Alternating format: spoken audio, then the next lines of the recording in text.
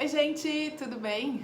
Hoje eu queria falar de um tema assim que surgiu inclusive no último vídeo que eu tava gravando, que surgiu assim a ideia, que essa ideia que a gente tem pensamentos, sentimentos, sensações que a gente não deveria sentir.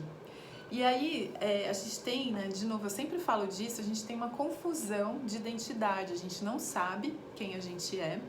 Então a gente se confunde com os nossos pensamentos, com os nossos sentimentos e a gente acha, né, que nós somos esses sentimentos, esses pensamentos, essas sensações. E a gente personifica tudo isso muito, né? Então a gente fala assim, é o meu pensamento, é o meu sentimento, que coisa mais horrorosa. Juliana, você pensar isso, você sentir isso, né?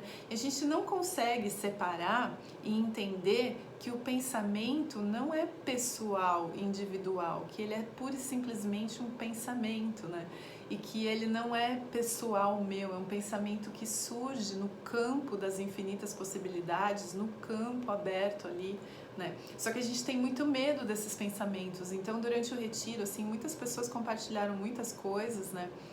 Então, assim, quantas vezes na nossa mente a gente já não matou alguém? Assim, nossa, eu queria pegar aquela fulana e esganar, né? Ou então a gente fala assim, principalmente, né, para mães, assim, mães de criança pequena, né, nessa época, assim, quem tá me ouvindo aqui vai entender, assim, do que eu tô falando. Eu me lembro de que quando eu tava me preparando, né, durante a gravidez, tinha um curso da assistência médica que era para mães mesmo, para se preparar para o parto. E eu lembro que a enfermeira falou uma coisa que eu fiquei muito chocada, que ela falou assim, olha, se vocês estiverem muito irritadas, se vocês estiverem assim esgotadas, né, já no limite, não toca na criança, sabe?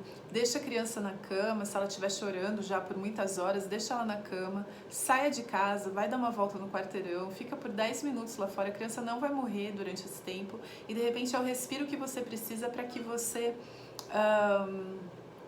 enfim, para que você consiga voltar a si, né? E eu até então eu não tinha nenhum filho, né? Eu só tenho um único filho, mas aí eu pensava assim, nossa, mas esse conselho que ela tá dando é para essas mulheres loucas, essas que saem no jornal aí, que mataram o filho, que sei lá, né? E de repente, assim, eu me vi numa situação em que o meu filho, eu não lembro quantos meses ele tinha, mas muito provavelmente, assim, por volta de 3 meses, e ele tava chorando já o dia inteiro, né? E eu já tinha amamentado, já tinha trocado a fralda, já tinha dado banho, já tinha feito massagem na barriga, já tinha tentado fazer dormir, já tinha feito milhares de coisas e ele não parava de chorar. E aí eu tava já com ele no colo e no final de tantas horas eu comecei a chorar. Por favor, né? Para de chorar, não aguento mais. Então assim, no estado de esgotamento emocional, físico, cansaço até, né? Assim, por passar a noite sem dormir. Aí não, mal comia direito porque a criança estava chorando e sem me alimentar, sem dormir, emocionalmente esgotada por estar ali sozinha com aquele bebê no colo. E de repente eu me lembrei daquilo que a enfermeira falou. E eu percebi assim quanto tinha um pensamento de agressão em mim, né? Então eu lembro que eu peguei o meu filho no colo, olhei pra ele e falei assim, olha, eu não aguento mais, então eu vou colocar você no berço e vou sair pra dar uma volta porque eu não tô mais aguentando.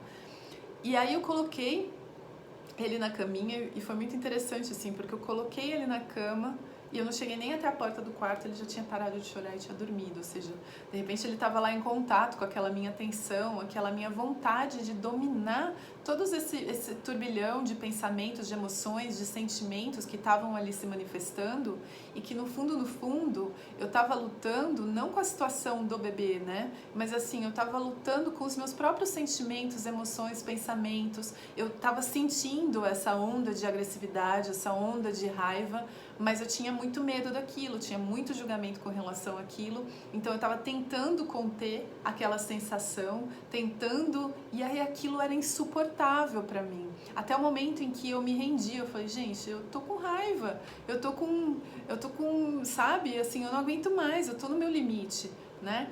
E aí aquela imagem que a gente tem, que eu tenho que ser, nossa, uma mãe super tranquila, zen, carinhosa, aquilo tudo, tantas cobranças, né, que a gente coloca em cima da gente, que eu não me permitia sentir aquilo. Mas assim, naquele momento eu nem entendia isso, né, mas hoje eu entendo assim que não era um pensamento, um sentimento, entre aspas, meu, mas é algo que se manifesta, que não vem da situação, né. Então, assim, eu acho que eu já falei isso aqui algumas vezes, mas tem uma passagem no Curso de Milagres que Jesus diz que a crucificação foi a última jornada inútil, que a gente não precisa passar pela crucificação para entender o que era essa lição, né? E assim, da mesma maneira, eu me lembro também quando meu filho era pequeno, que os meus cachorros pegaram uma pecinha do Lego dele, e ele adora Lego até hoje, assim, mas que pegou uma pecinha do Lego dele e mastigaram. E aí aquela pecinha obviamente não encaixava mais, e no Lego assim, você perde uma peça, perde o brinquedo inteiro, né? E ele ficou muito chateado, chorou bastante, e eu falei pra ele assim, nossa, mas é só um brinquedo, você não precisa ficar assim, né, chateado, enfim. E ele falou assim, depois de grande, ele me falou, lembra quando eu era pequeno, que você não entendeu, que eu fiquei muito triste, não sei o que, eu fiquei com muita raiva, porque era como se você diminuísse aquilo pra mim era muito importante. No entanto, quando são as suas coisas, quando os cachorros destruíram as minhas coisas, de repente eu fiquei muito brava, muito chateada, né?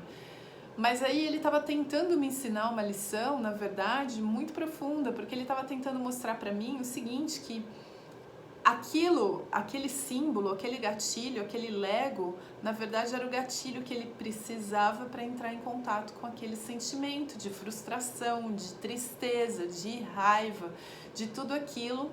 E ao invés de olhar para esse lugar, para esse sentimento, para isso que ele estava sentindo, manifestando naquele momento, eu tentei fazer o quê? Ah, não, mas ó, não precisa, né, entrar em contato com isso, né? E até muito recentemente também, durante esse retiro que eu fiz, tinha uma caminhada em silêncio e eu estava caminhando ao lado de uma senhora que era holandesa e ela estava falando inglês comigo. A gente estava conversando e de repente ela torceu o tornozelo, caiu e aí ela cortou assim a conexão comigo. Ela começou a xingar em holandês e de repente chegou uma outra pessoa holandesa também. E ela começou a falar pra ela, e assim, eu tava entendendo o que ela tava falando. Ela falou, que absurdo, a gente caminhando no escuro, que não sei o que merda, que agora eu machuquei meu pé e tal. E aí outra chegou pra ela e falou assim, nossa, é verdade, que merda. E aí naquele momento eu entendi, assim, que era a atitude mais amorosa que ela podia ter, que ela não tava tentando mudar o estado daquela pessoa, ela não tava tentando diminuir aquilo que a pessoa tava sentindo, ela não julgou aquilo que a pessoa tava sentindo e manifestando, ela simplesmente falou, que merda. E naquele momento aquela senhora se acalmou, porque ela pôde contemplar o próprio sentimento, né? Foi aberto um espaço ali que parece que vinha de fora, mas no fundo veio de dentro. Então eu só queria compartilhar isso assim com vocês, que esses pensamentos, esses sentimentos, essas sensações são passageiras e que elas não são assim personificadas nossas, né? Então é isso, gente. Super obrigada pela atenção de vocês. Até o próximo vídeo. E namastê.